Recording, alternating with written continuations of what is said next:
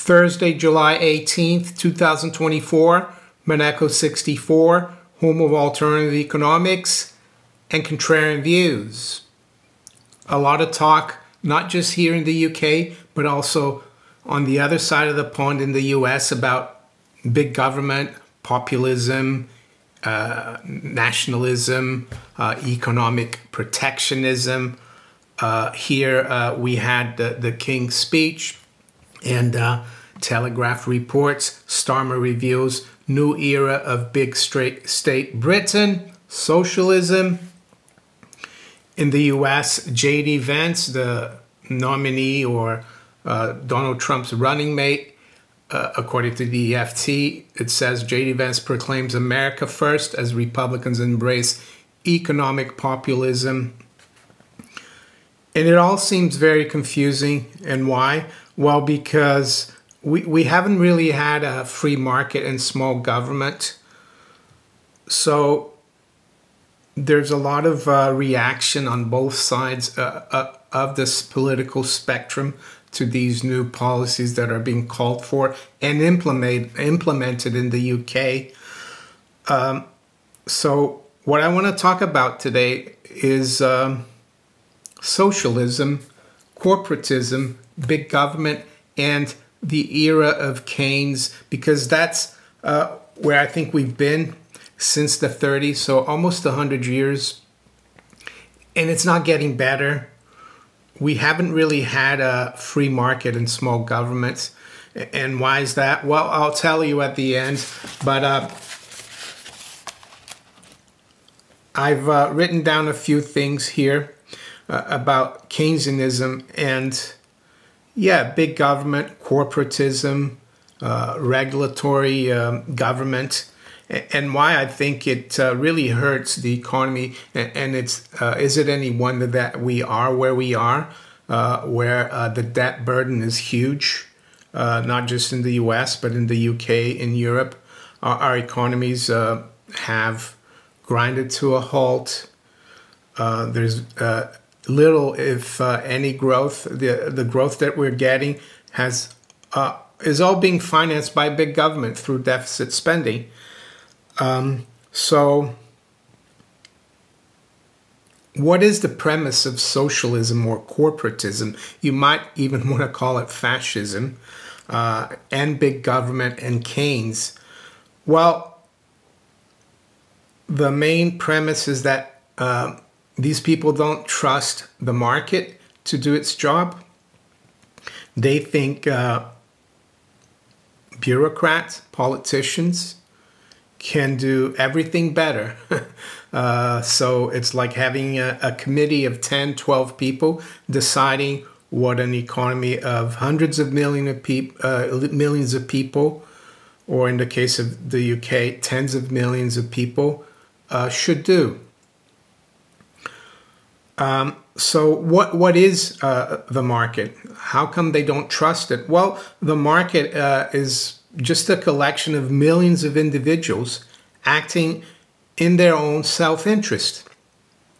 That's what Adam Smith said, the invisible hand. And a lot of people get triggered by that self-interest because they think, well, they're going to try to screw me or do this or take advantage of me.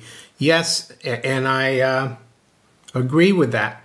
But the thing about a free market and allowing millions of individuals act in their own self-interest is that if you act badly regularly, other people will notice it and they won't deal with you and you won't survive. So that's how regulation works in a free market. It's the old saying, caveat emptor. So you need to be careful who you deal with, and it's not the government that decides who you should deal with or how people should deal. So that's the premise of the market. But the Keynesians, the socialists, the corporatists, big government, they don't trust the market, and for different reasons. Corporatists might want the regulation in order to favor their own big multinationals. So it's all embedded there. The other thing about the market is that it sets the perfect price. Yes, there is price manipulation. You can have price manipulation in the free market, but it won't last that long because people will exploit the opportunities in the manipulation. So, for example, if a group of people try to manipulate the price of something, a product or a stock or anything lower, yeah, in a free market, people will see, well, there's an opportunity here. I'm going to buy this. So prices come back up. And the same thing with high prices.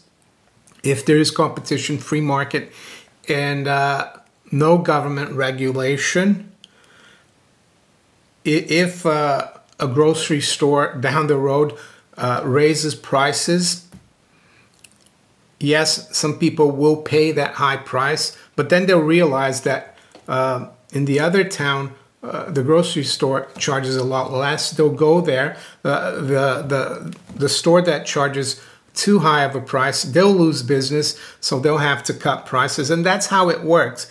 And the problem with big government is that it thinks it knows best where prices should be, but the free market, yes, it's not perfect. It's not perfect, but humans are not perfect.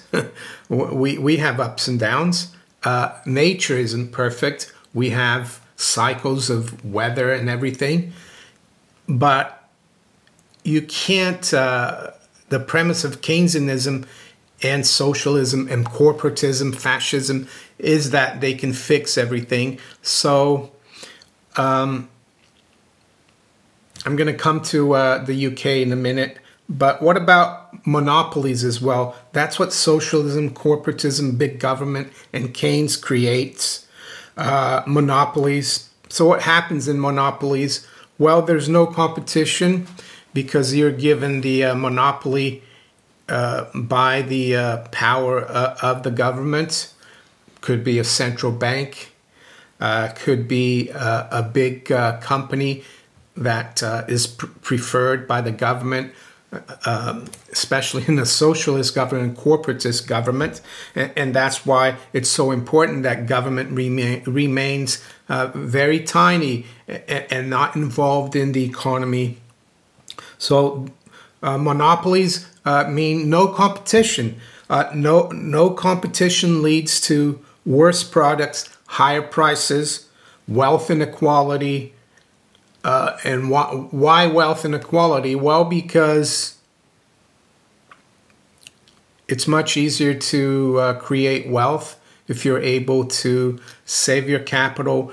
And how do you save your capital? Well, you start out as a worker in the labor market, and then you have an idea and you start a business. But if there are monopolies, you won't have a chance to grow your business. It's like with Amazon or Google or YouTube.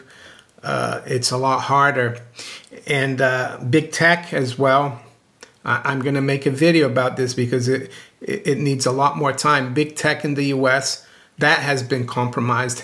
It's not a free market. Do you really believe that Apple, Microsoft, Amazon, and all the other big tech companies, they came out of nothing? No, I've got a really good article for you about who's really involved in big tech.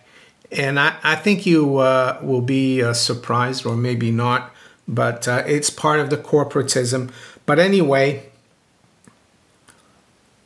that's why socialism doesn't work, because you've got a few people trying to run a whole economy, and because they think they can smooth things out.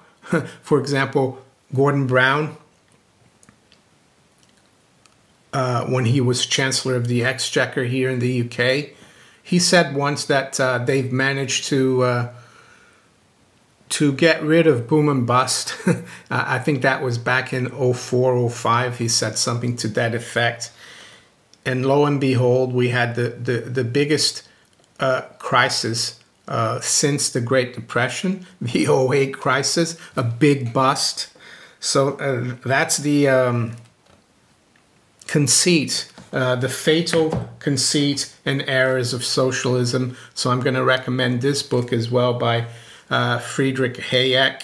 That's a really good one.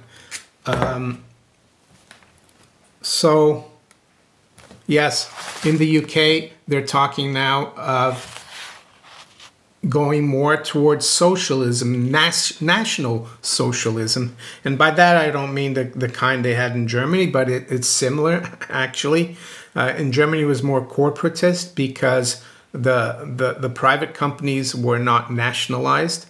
Here, they're talking about nationalizing the energy sector and not even using private companies. So it's going to be a disaster.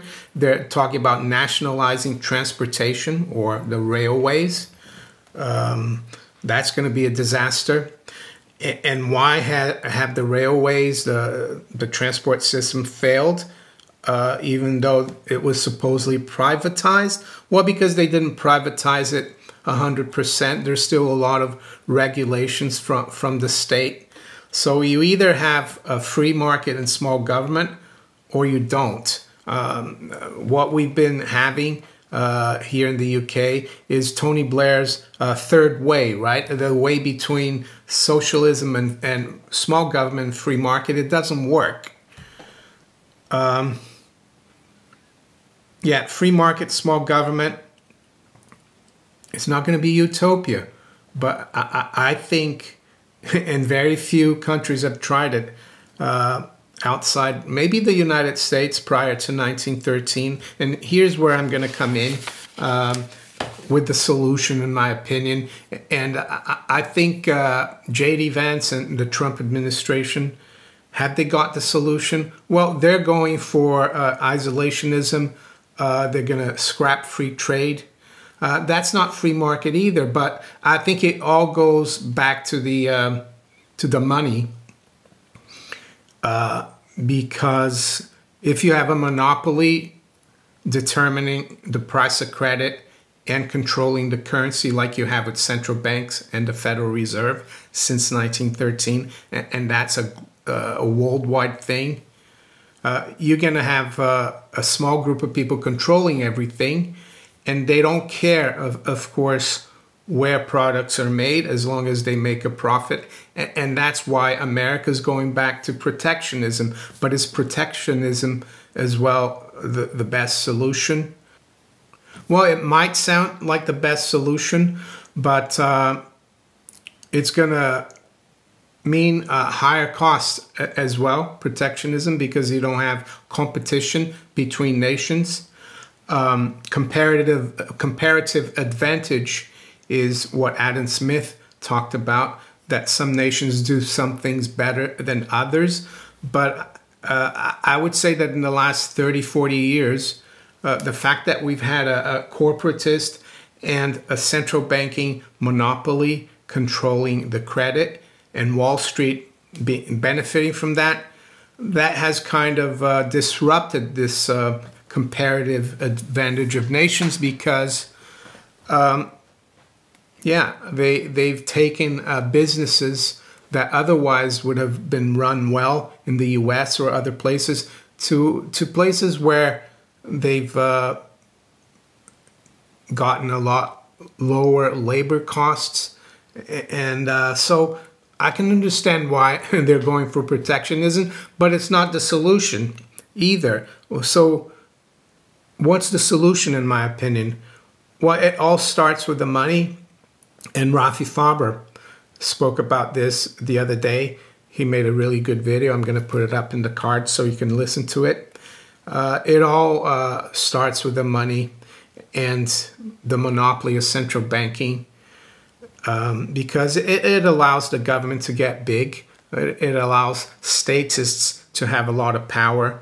So I wouldn't hold my breath unless Donald Trump and J.D. Vance, if they get elected, if they come out on January 20th or a day after and say, we're going to abolish the Federal Reserve, we're going to go back to sound money, we're going to cut the size of government. And I agree, cutting the size of government and entitlements and everything, it's not going to be easy and it can't be done overnight. But getting rid of the Federal Reserve is the most important thing there is, because the Federal Reserve and the intelligence community are linked together. It's the link between Wall Street and the lawyers. It's a really bad corporatist oligarchical system. And it's the same thing for socialism. It's oligarchical. You have a few people running, a few people with a lot of power. It destroys competition. And at the end of the day, as I said yesterday, only you can help yourself. And when I said nobody cares about you, I didn't mean like I don't care about you or someone else might not care about you. I meant politicians. They don't really care about you. They're just looking after their own interests. Even J.D. Vance and Donald Trump, believe me, there's only one politician, I think, that really wanted to do the right thing. And what is that? Well, not do anything. And that was Ron Paul. And he was asked once, how come you keep getting elected if you promise your constituents in Texas, South Texas, I think, that you try to do the least possible. You always vote no for anything, any programs to help them, And he says, well, I always ask my constituents, you've had decades of programs and help. Has it helped? And they all said no. So there you go. But I'll end here with this quote by Frederick Bastiat. The state, he declared, and perhaps his most memorable epigram, is that great fiction by which everyone tries to live at the expense of everyone else. So there you go. That's my solution, a smaller state and laissez-faire. Well, in French it's laissez-faire, but in English it's laissez-faire, which means let it be, let it be. Let the market decide, don't interfere. So let's look at the markets this morning. It's 8:40 a.m. London time. Some of you asked yesterday where Rudy was. Well, he was under the desk here. It's like a little kennel for him today. He's on the sofa. Anyway, we've got spot gold at 24.72. It's up 14 bucks. High's been 75. The low's been 57. Silver has been a bit under pressure. Maybe silver will catch up with gold. They really smacked silver down yesterday, but it's up a little bit this morning. It's at 30.51, up 22 cents or 0.75%. In the stock market, I've been hearing that there's been a lot of rotation out of tech into the small caps. I also saw a tweet or a post on X that said the last time that happened was prior to the dot-com bubble bursting, but who knows? One thing's for sure, as I said yesterday, fiat currencies are on their way out. So right now the Dow is up 5. The NASDAQ is caught up, is catching up again a little bit. It's up 98 and the S&P is up 12. The pound rose a bit yesterday. And why is that? Well, I think it's because we had a CPI number that was a little higher than expected. It was at 2%. Do you believe that prices are rising only by 2% in the UK? Probably not. But there's the old saying, lies, damn lies, and statistics, right? And I even spoke about that 2 years ago of how the government and their statisticians completely changed the way they calculate the CPI in the UK to make it look a lot lower. And I'm going to put it up in the cards, that video. You can listen to it. So right now the pound is back below 130. It's actually right at 130. It's down slightly. The euro is at 109.30. So yeah, the pound and the euro have recovered a bit. Why is that? Well, because there's much more expectations that the Fed will start cutting. Could it be at the end of July? They have their meeting on the 30th and 31st. Who knows? I think the market sees an almost 100% probability that they'll do it in their September FOMC meeting. What about the yen? Well, they intervened again, the Bank of Japan. So the dollar dropped. It's now at 156. So we're almost 6 big figures from the high in the dollar. But this is only temporary. I think the dollar is going to continue to keep rising versus the yen. And the yen is going to continue to keep dropping. I noticed that crude oil is risen quite a bit here. About 2%, 3% in the last couple of days or so. We're back comfortably above 80 at 82.25. It's up 0.75% overnight. Brent as well is approaching 85. High-grade copper is still a little bit under pressure. Is down slightly, still below 450. With that, I'll wish you all a very good day. Take care. Bye.